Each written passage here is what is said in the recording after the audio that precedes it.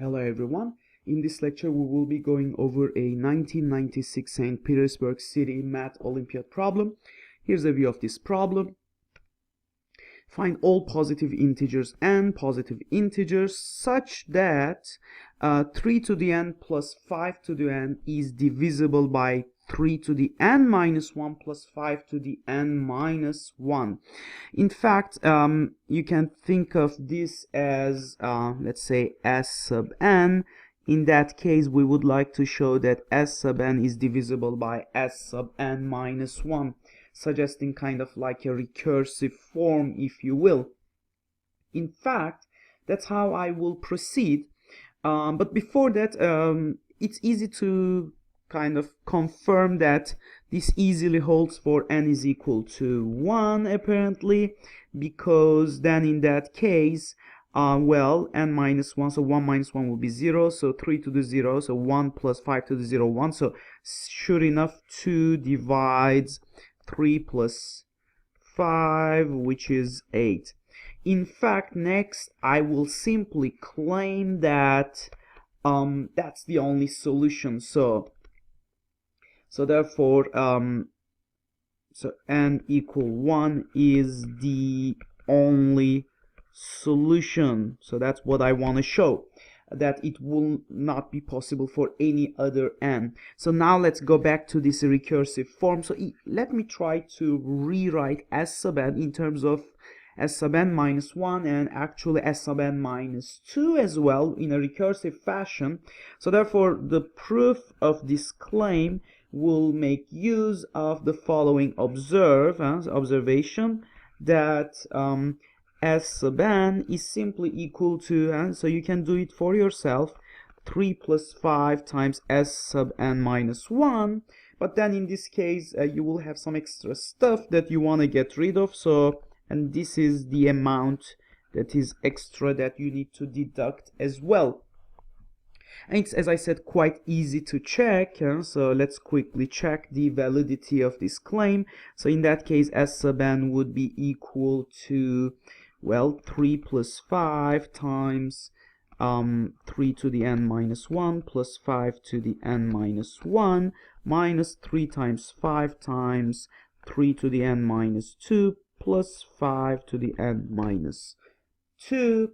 And sure enough, by just expanding these expressions, so I have 3 to the n plus 5 to the n plus 3 times 5 to the n minus 1 plus 5 times 3 to the n minus 1. That would do the first part. And for the second part, I have that minus, so I have 3 to the n minus 1 times 5 plus, oh sorry, I should say minus 5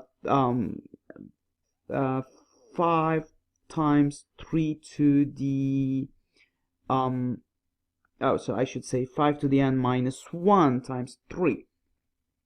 And hopefully so you realize that 3 times 5 to the n minus 1, 3 times 5 to the n minus 1 cancel out, 5 times 3 to the n minus 1, 5 times 3 to the n minus 1 cancels out, and sure enough I have the definition of s sub n. So therefore the validity of this equation, if you will, is confirmed.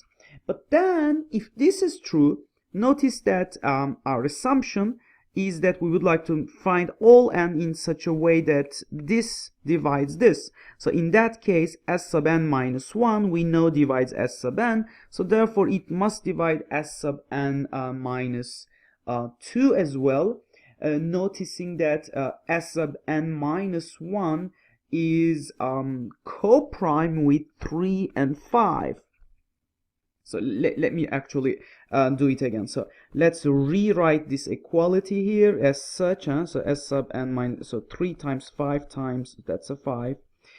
So that thing is simply equal to, so I move that term onto the left hand side, so on the right hand side I have 3 plus 5 s sub n minus 1 minus s sub n. So as I said earlier, so I know that s sub n, so this is a multiple of s sub n minus 1, this is a multiple of s sub n minus 1, because that's given in the problem. S sub n minus 1 divides s sub n.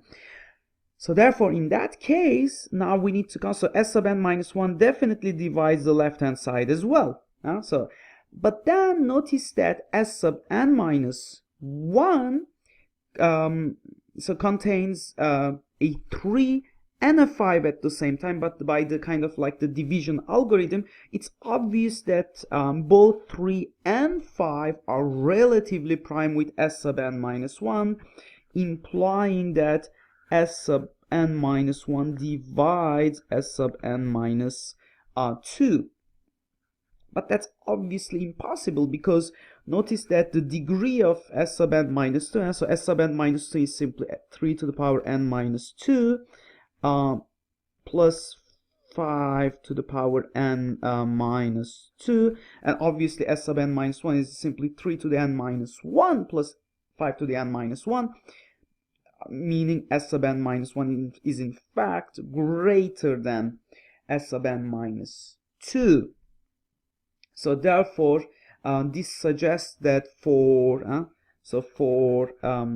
n is strictly greater than 1, we get an impossibility, so a contradiction. So that will not hold.